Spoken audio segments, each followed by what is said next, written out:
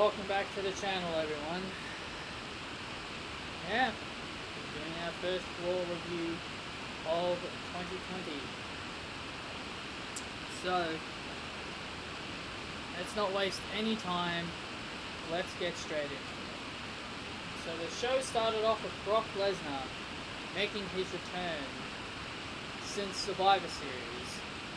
And WWE, they go ahead and announce Brock Lesnar in the Royal Rumble match. No joke, they literally put Brock Lesnar in the Royal Rumble match. And what makes this worse is that it's not even for the WWE Championship. They're just putting Brock Lesnar in it just for star power. They're putting him in there because, Paul Heyman said that, he just wants, more people. And honestly, I really want Paul Heyman to stop with the, my name is Paul Heyman, and I am the blah, blah, blah, blah, blah.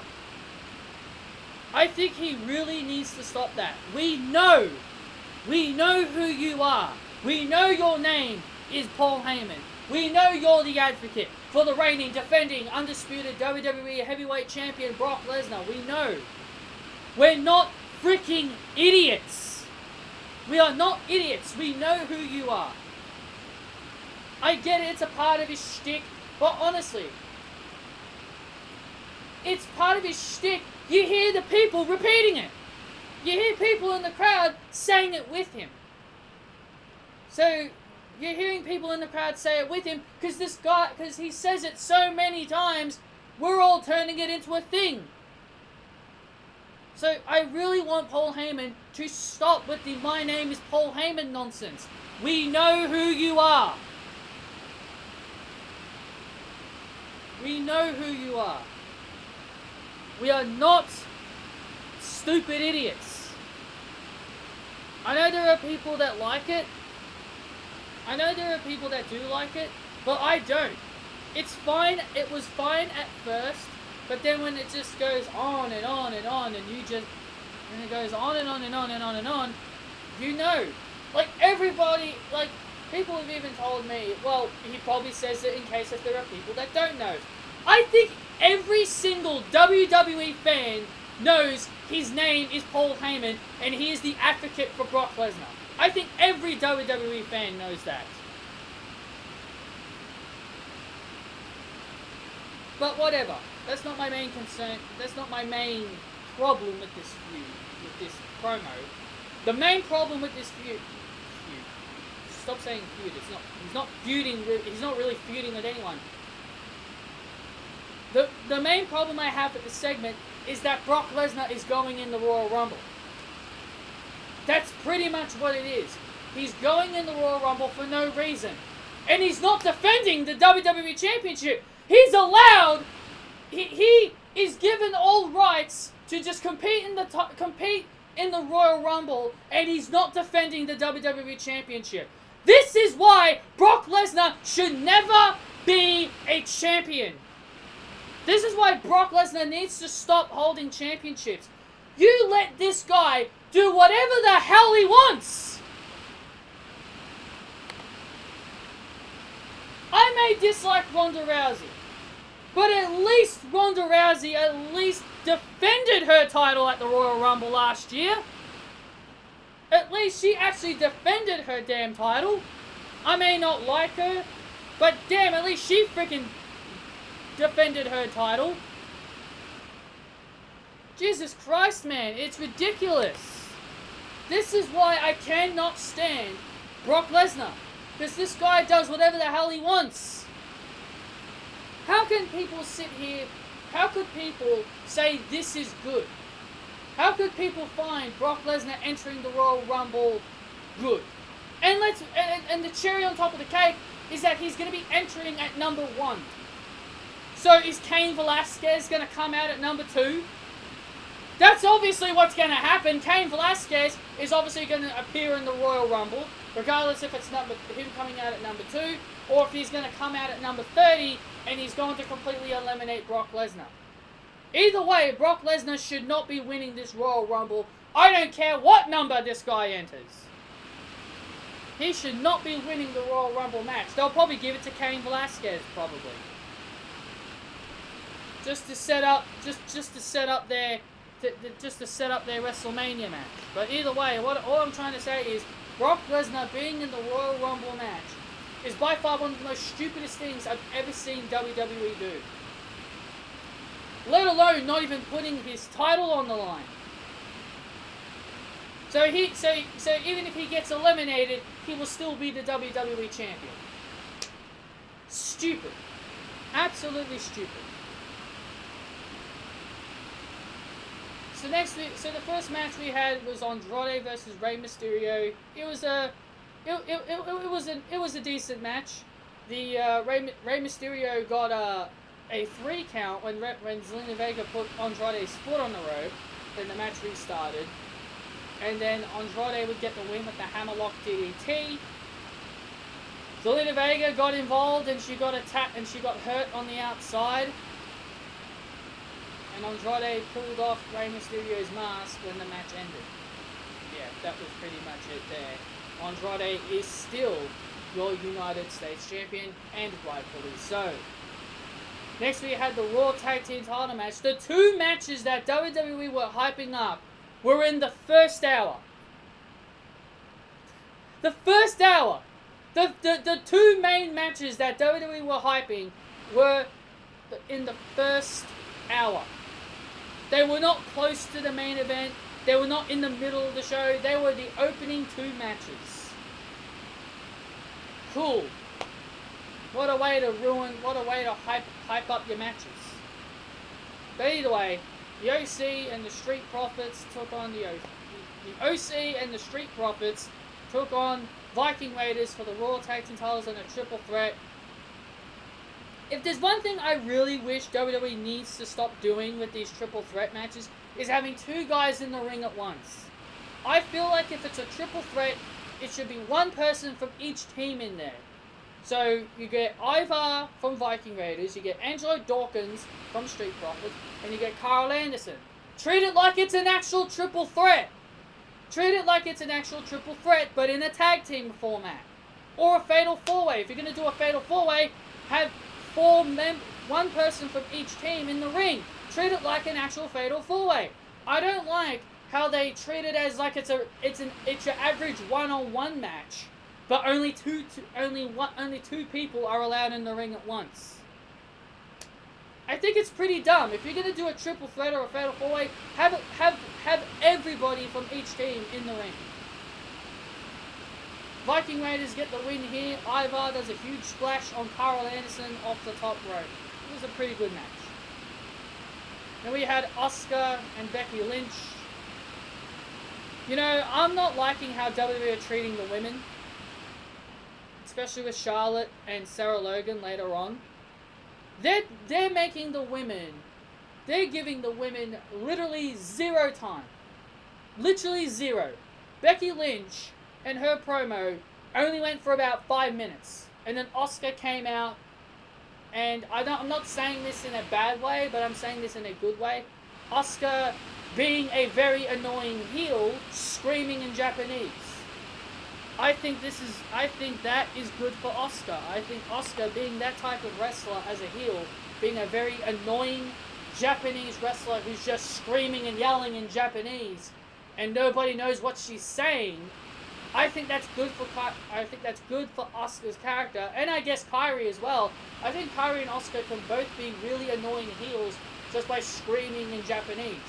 And I'm not saying that because they are annoying. I'm saying that because I think it would be good for their characters. And then Becky Lynch just punches Asuka in the face. And that's it. That's your segment.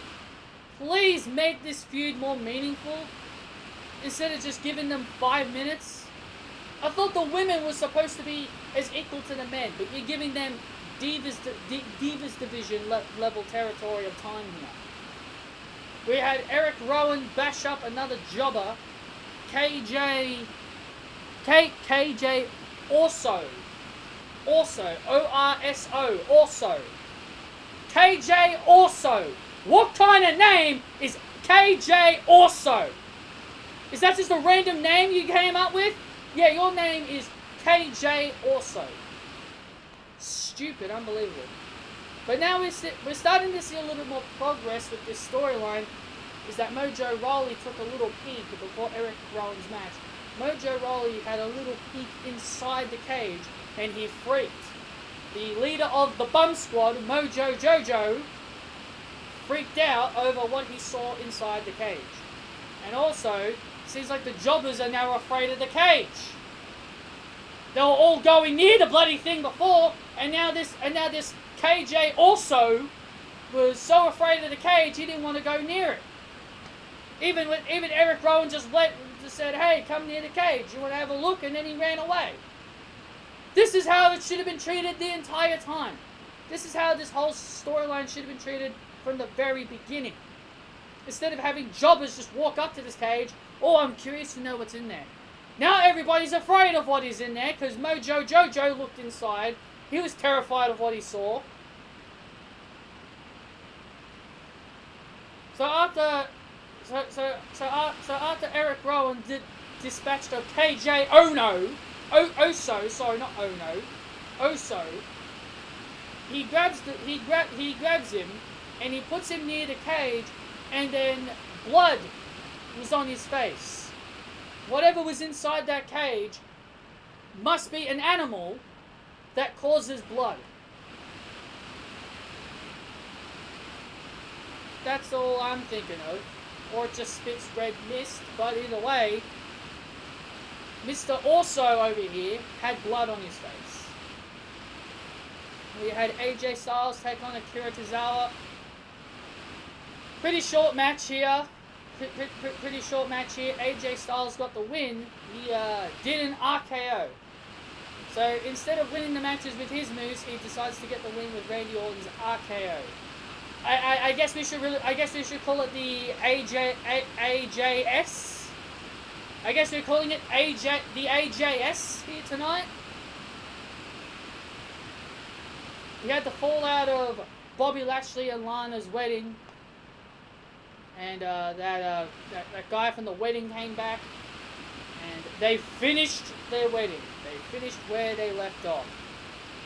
Lana and Lashley kissed, and now they're happily married. Well, so much for that whole wedding crashing situation. Why have them crash the wedding? Why have Rusev and Liv Morgan completely ruin the wedding if they're only going to come back the next week? We're just going to finish where we left off. Stupid. But then Rusev gave him a present, which was, I kind of figured what it was. Bobby Lashley tells Lana to shut up. Well, there you go, Lana. That's what happens when you get married. Bobby Lashley turns on his husband instincts. So Bobby Lashley then challenges Rusev to a match, which Rusev accepts. Please, can we just put an end to this? Please, for the love of God, I beg you, Vincent Kennedy McMahon. I beg you, Paul Heyman. Please, put an end to this garbage. Next week needs to be the end of it.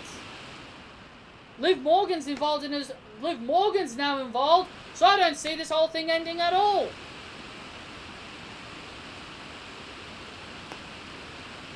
So next we had Charlotte. She was hyped up for a big singles match. Happens to be against Sarah Logan.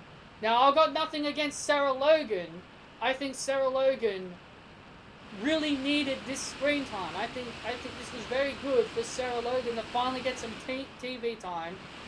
She's pretty much the Dana Brooke. She's pretty much the Dana Brooke of Monday Night Raw, Sarah Logan. Sarah Logan is the new Dana Brooke of Monday Night Raw. Always on main event.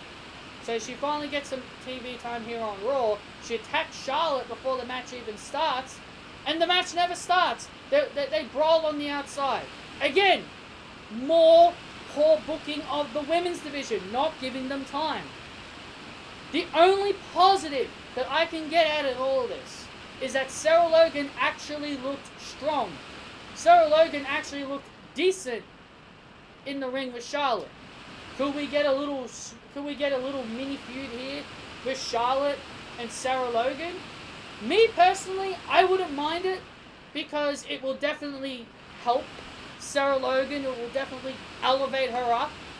But I really still believe that Sarah Logan should be paired with the Viking Raiders because she has that same type of gimmick as them. But honestly, if they can do the right thing with this feud, I think this could definitely help Sarah Logan. Is it believable for Sarah Logan to pin Charlotte Flair clean in a match? Maybe not. Maybe not really, because because Charlotte is a 10-time champion. But all I'm saying is I think this is good for Sarah Logan, because at least this gives her something to do, and Charlotte, can feud with other people instead of being in the title picture all the time. So I feel like Charlotte I really feel like Charlotte should not be in the title picture throughout 2020. I know WWE is never going to do that. I know WWE will put Charlotte Flair back in the women's title picture when they're ready. But I feel like 2020 should be the year where she starts putting over other talents. It's not going to kill WWE if they can spend a year not pushing Charlotte as the top star. Also, Charlotte Flair is a natural babyface. She is so much better as a babyface. It's just better for her. She's not as annoying as a heel. I've never really been a big fan of Charlotte as a heel. I really prefer her more as a face. So I feel like whatever they plan with Charlotte, they need to make sure they keep her babyface and not turn her heel. But Charlotte needs to remain face. So yeah, that's that whole situation. Sarah Logan and Charlotte's match never gets started. They just brawl on the outside. Next we had Drew McIntyre defeat No Way Jose. Go back to WWE main event, Mr. Jose, and then Drew McIntyre declares himself in the Royal Rumble. Seems like Drew McIntyre is Drew McIntyre slowly becoming a face? I don't know. We'll have to wait and see. Then we get Aleister Black beating Shelton Benjamin in a pretty short match, and then we have Buddy Murphy attack Aleister Black after the match. I thought this feud was over. I thought this feud was over, to be honest. I mean, how are people going to take Buddy Murphy seriously when Buddy Murphy lost to Aleister Black twice? All I see this is as it's just them continuing to use Buddy Murphy to put over Aleister Black. I've got no problems with Aleister Black. He's a phenomenal wrestler. He is great. But me personally, they're only using Buddy Murphy just to put over Aleister Black. If Buddy Murphy, which they did confirm next week. They did confirm that next week. I just look at this as WWE are just using Buddy Murphy to just put over Aleister Black, and trust me, I don't have a problem with Aleister Black. I think Aleister Black is a great wrestler. But next week, they did confirm that next week, Buddy Murphy is taking on Aleister Black again. And I'm telling you guys this, if Buddy Murphy does not walk away as the winner of this match next week, then this was all pointless. What you did with Buddy Murphy attacking Aleister Black with a chair, doing the running knee, doing his jumping knee strike to Aleister Black on a chair. This was all for nothing. Buddy Murphy needs to win next week, and really needs to win next week. If Buddy Murphy doesn't win next week, then this is really all for nothing. You can put on great matches, You can put on great matches all you want, but in reality, it really needs to matter. So Buddy Murphy needs to win next week, and if he doesn't win next week, then this whole situation we just saw, it's pointless. Pointless. So then we get to our main event, Seth Rollins and the AOP, taking on Kevin Owens and Samoa Joe and a mystery partner. They were building it up all show, to wondering who it was. And, sorry